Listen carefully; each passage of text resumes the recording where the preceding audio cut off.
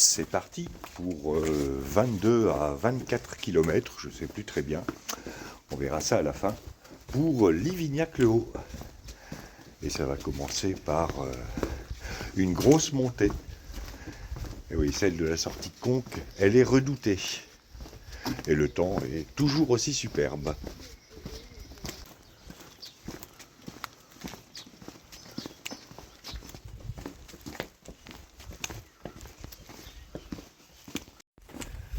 Pas mal de monde qui a arrêté ici, comme d'habitude. Mais il y en a pas mal qui repartent de Conques, après avoir fait le premier tronçon l'année précédente.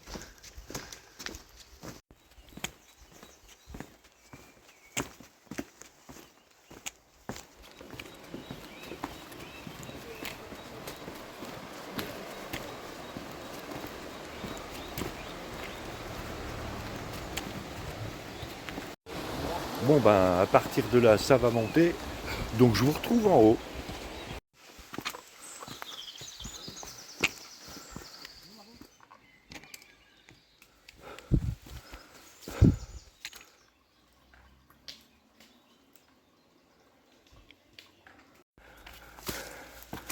Ah, on arrive à la chapelle Sainte-Foy. Et on va faire une petite pause.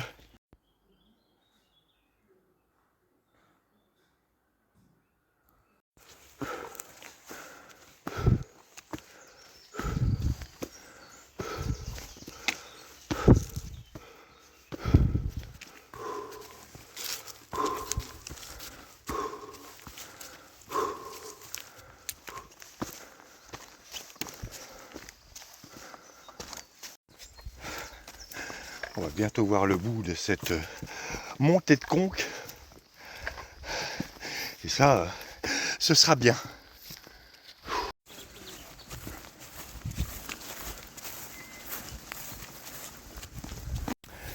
Bien, maintenant que c'est un peu plus plat, je vais pouvoir vous conter la légende du moine qui apporta les reliques de Sainte-Foy à Conques.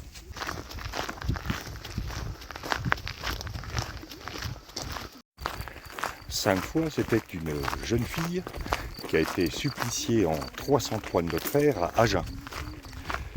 Le monastère, lui, a été fondé au IXe siècle.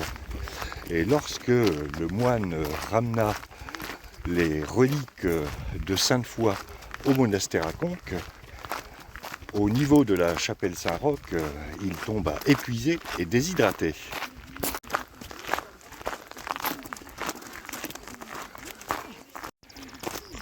C'est alors que la Vierge lui apparut et lui demanda « Veux-tu du vin pour un jour ou de l'eau pour toujours ?» Ça, c'est un sacré dilemme. Bref, le moine répondit qu'il voulait de l'eau pour toujours, et c'est ainsi que naquit la source qui est située sous la chapelle de Sainte-Foy et dont vous avez pu voir une image un petit peu avant cette séquence.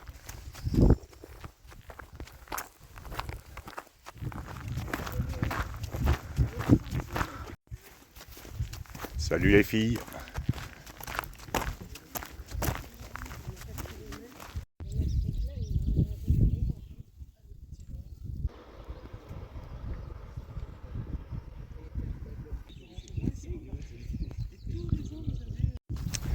C'était des poneys Shetland, des mini Shetland.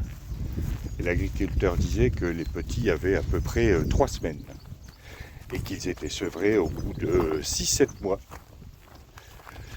Voilà, c'était la minute poney de cette étape.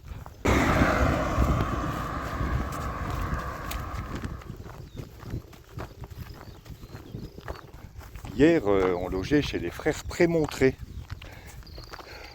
Contrairement aux moines classiques qui restent confinés dans leur monastère, les frères Prémontré ont des activités à l'extérieur.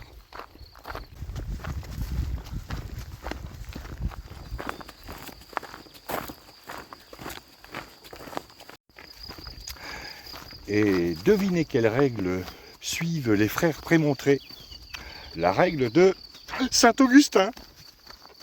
Ils ont expliqué ça juste avant le dîner. Vous imaginez la crainte que j'ai pu avoir contre la consistance du dîner.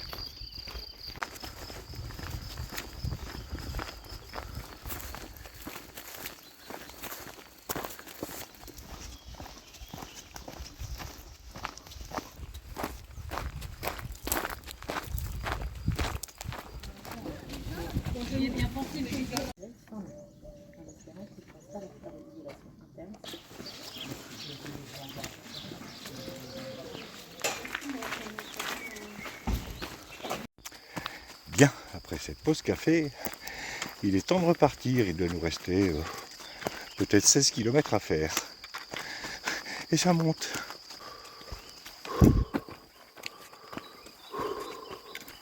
Et je crois que nous arrivons à la chapelle Saint-Roch.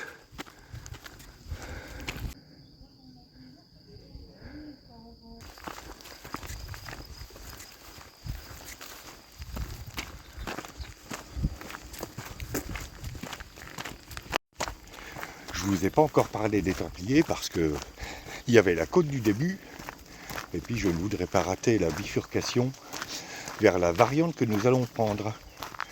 Il y a 4 ans, j'étais descendu jusqu'à Decazeville avant de remonter sur une autre chapelle Saint-Roch. Et cette montée-là était sans intérêt et très pentue.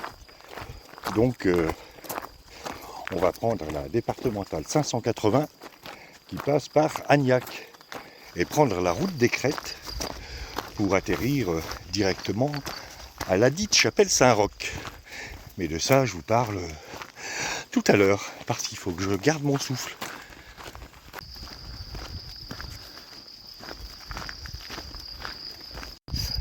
Nous venons de passer le col de la Croix du Pargadou. Et là, le point de vue est superbe.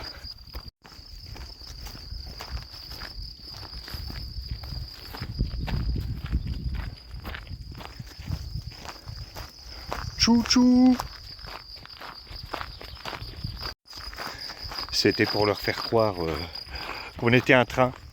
Quoique, on est un train de pèlerins.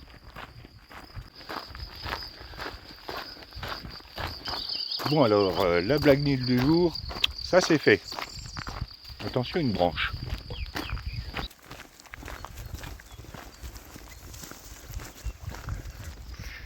Cet arbre au fond est bizarre.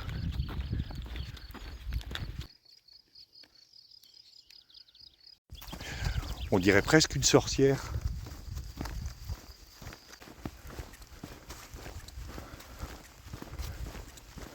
Quelquefois je vous envie, à rester couché à l'ombre en train de mâchonner de l'herbe.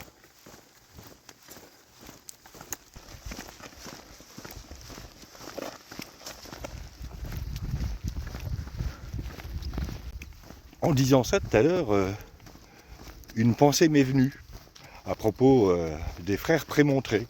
Rien à voir avec le fait de mâchonner de l'herbe. Mais hier soir, avant le repas, l'un des frères nous disait que les 2 abbayes les plus connues des frères Prémontré sont Leffe et Grimbergen. Je me ferais bien une retraite dans un monastère, moi.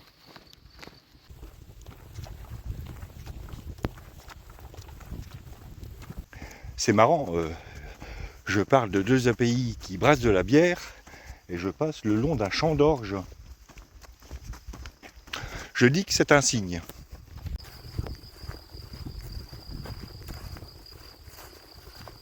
Au fond de la vallée là-bas, il y a Decazeville, mais nous, on va prendre la route des Crêtes. Si on la trouve, et si on se perd pas.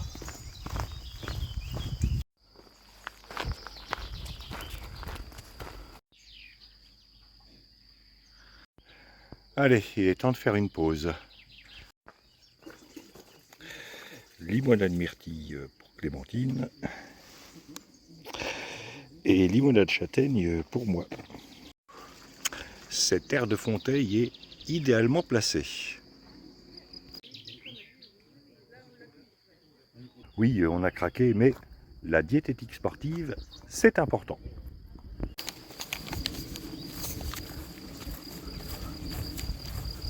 Bien, après cette pause bienvenue, parce qu'on s'est arrêté pratiquement 1 heure, il est temps de repartir et il nous reste entre 10 et 12 km à faire. Et je crois que nous arrivons à la jonction.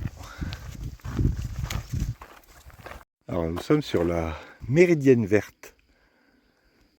Alors Decazeville, c'est par là. Mais nous, on va aller par là.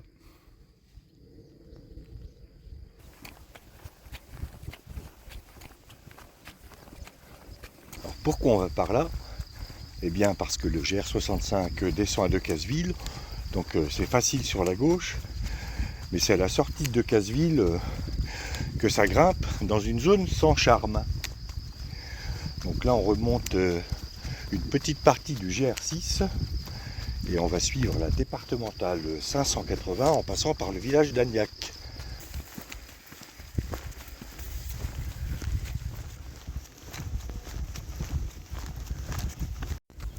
Par contre, bon, ça va être quasiment tout le temps sur du bitume, enfin jusqu'à ce qu'on rejoigne le GR65 à la chapelle Saint-Roch, au-dessus de Decazeville.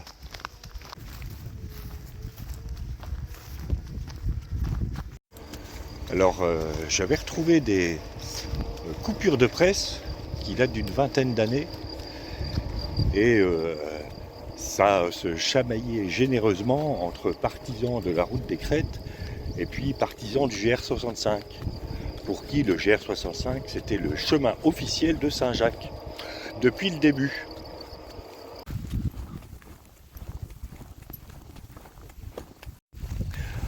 Je rappelle quand même que la voie du Puy, elle a plus de 1000 ans et qu'à l'époque le GR65 n'existait pas, que généralement les gens partaient de chez eux et puis que tous les chemins menaient à Saint-Jacques. Et d'ailleurs le Codex Callistinus dont j'ai parlé l'an dernier dans la vidéo qui s'affiche en description ne fait état d'aucun itinéraire précis mais plutôt de points de repère liés au lieu de culte. Donc qualifier tel itinéraire précis de vrai chemin de Compostelle, c'est quelque peu exagéré, sachant que les pèlerins allaient de lieu de culte en lieu de culte, que la municipalité de Decazeville a été fondée beaucoup plus tardivement que le Haut Moyen-Âge. Logiquement, les pèlerins n'avaient pas pour habitude de descendre pour descendre et de remonter pour remonter. Et que le chemin des Crêtes, ça paraît le plus logique et le moins fatigant pour rejoindre la chapelle Saint-Roch qui est à la sortie de Decazeville.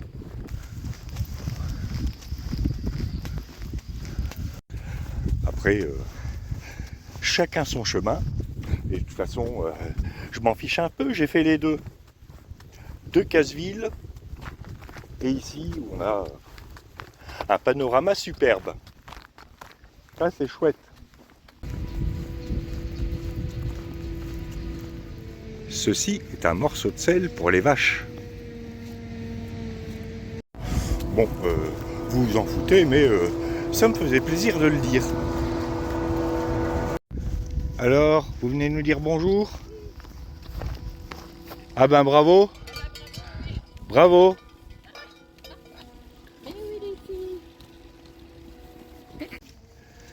Quel manque de correction!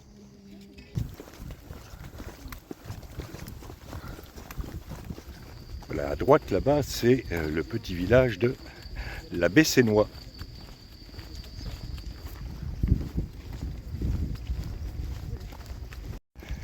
Je m'aperçois qu'il doit nous rester moins de 10 km à faire et je vous ai toujours pas parlé des Templiers.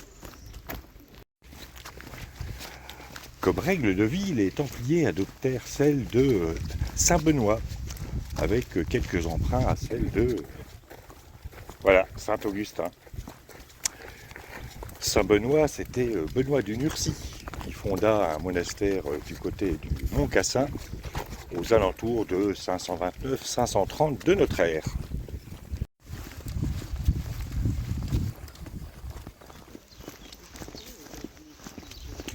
De nombreux ordres religieux adoptèrent la règle de Saint-Benoît, qui joua un rôle déterminant d'ailleurs dans l'organisation sociale du Moyen-Âge.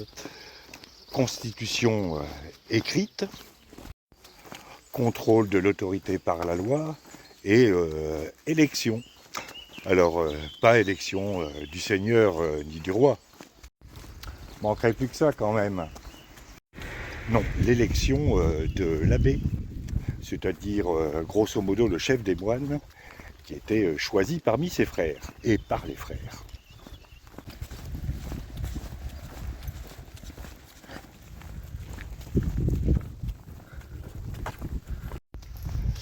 Maintenant que vous savez que les Templiers suivent la règle de Saint-Benoît, agrémentée de quelques zestes de Saint-Augustin, je vais vous faire lecture des 72 articles de cette règle ainsi que des 609 retraits. Article 1er.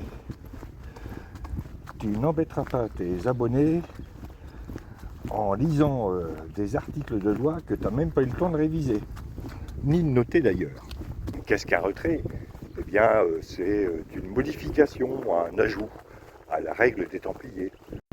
Une règle qui vient préciser la règle.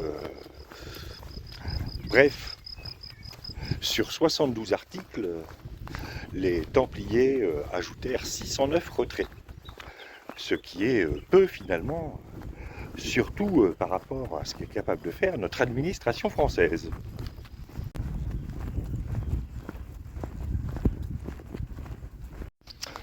Monsieur le ministre, on a pondu une loi là avec 72 articles, mais ça nous paraît un peu léger.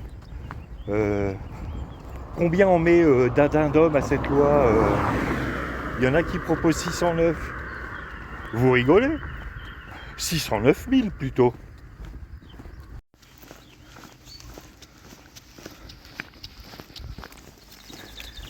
Voilà, nous allons traverser Agnac,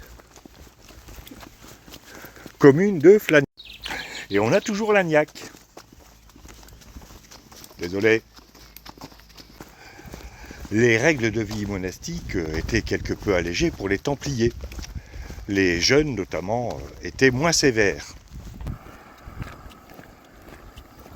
Tu m'étonnes, aller guerroyer après une semaine de jeûne et une hostie dans le ventre, on fait quand même mieux comme régime sportif.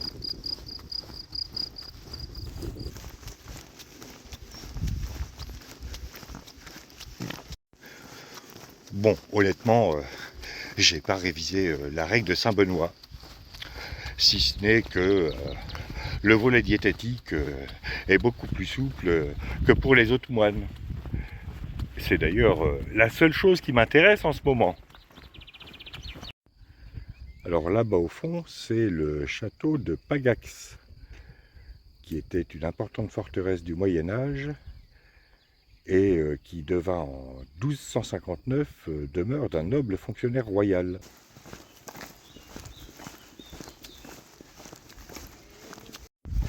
On vient de s'octroyer une petite pause à l'ombre, parce qu'il fait vraiment chaud.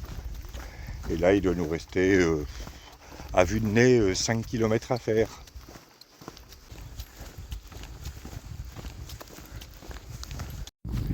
Et donc, je vais profiter de ces 5 km pour vous parler des conditions d'admission chez les Templiers, qui suscitèrent beaucoup de vocations.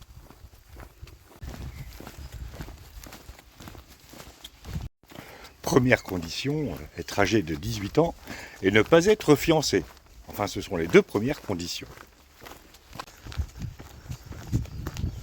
Autre condition, ne pas appartenir à un autre ordre, ou faire des allers-retours entre les Templiers, les chevaliers teutoniques, le clergé séculier, et retour chez les Templiers.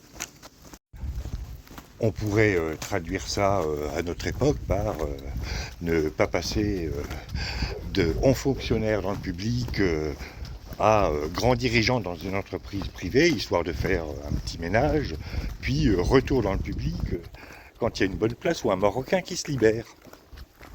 C'est comme ça que ça se passe, non?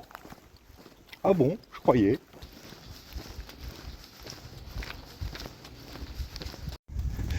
La suite après la petite côte.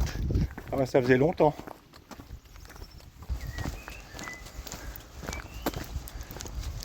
Pour rentrer chez les Templiers, il ne fallait pas non plus être endetté.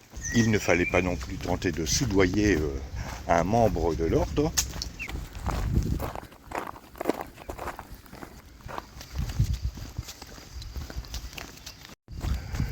Une des conditions importantes, bien entendu, était d'être en bonne santé physique et mentale.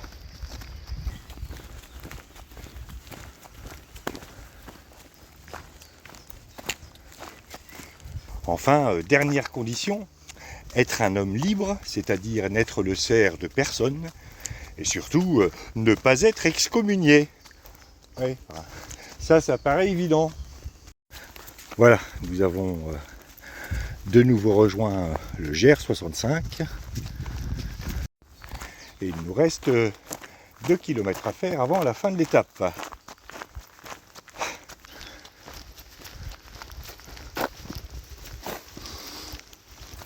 Donc, comme il reste moins de 2 km maintenant, pour les Templiers, nous verrons ça demain. Et désolé si cet épisode a été quelque peu décousu. Ça arriverait pas si tu écrivais des scripts. Oui, quand j'arrive à l'étape, j'ai mal aux pieds, j'ai pas envie d'avoir mal à la main en écrivant.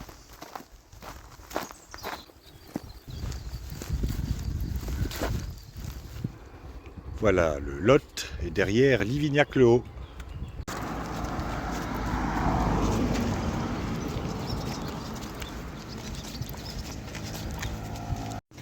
Et nous traversons le Lot pour la 3e fois.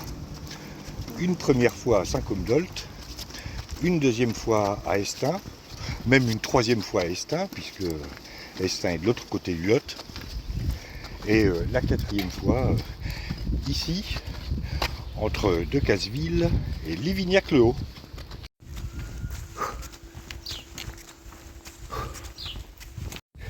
Et qui dit Livignac-le-Haut, dit côte.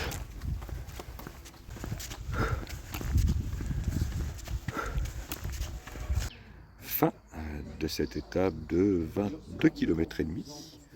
Demain ce sera Figeac, 23 km. Et après-demain ce sera une journée de repos. À demain pour de nouvelles aventures.